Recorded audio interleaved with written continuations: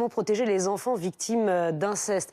C'est la question que l'on se pose aujourd'hui puisque la Ciivise rend ses premières conclusions en cas de suspicion. Fanny, vous allez nous expliquer, elle recommande de ne plus de ne plus laisser l'enfant et l'agresseur sous le même toit.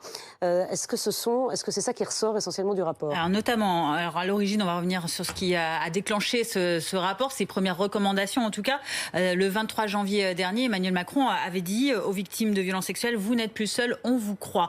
Et il y a encore 9 jours, aux États généraux de la justice, le président de la République revenait également sur les dénonciations de plus en plus nombreuses sur les réseaux sociaux, en alertant aussi de l'autre côté sur la présomption d'innocence. L'avancée, c'est donc ce premier avis remis par la Ciivise, la commission indépendante sur l'inceste et les violences sexuelles sur les enfants. Elle a été réalisée sur la base de témoignages recueillis au mois de septembre, souvent des témoignages de mères dans des situations familiales éclatées, de séparation, dans ce contexte-là, avec des enfants qui accusent leur père, voilà pour situer le terreau.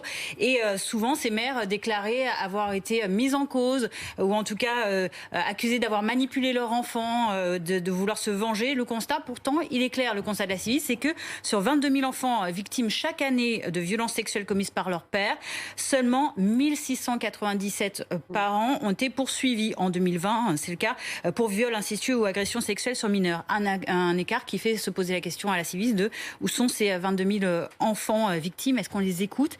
Et en septembre dernier, lors de la visite d'Adrien Taquet dans un centre d'appel pour les victimes à Paris, le coprésident de la Ciivise, Édouard Durand, avait fait un autre constat très affligeant. On l'écoute.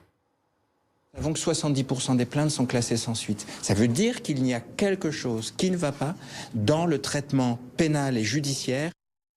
Quelque chose qui ne va pas. Il y a 3 recommandations qui sont formulées par la Ciivise, lesquelles? Exactement. Pour éviter la suspicion systématique à l'égard des mères, par exemple, ou des enfants qui doivent se reconstruire, elle recommande la Ciivise d'assurer la sécurité de l'enfant dès les premières révélations. Par exemple, lorsque un parent est poursuivi en retirant l'exercice de l'autorité parentale ou des droits de visite et d'hébergement.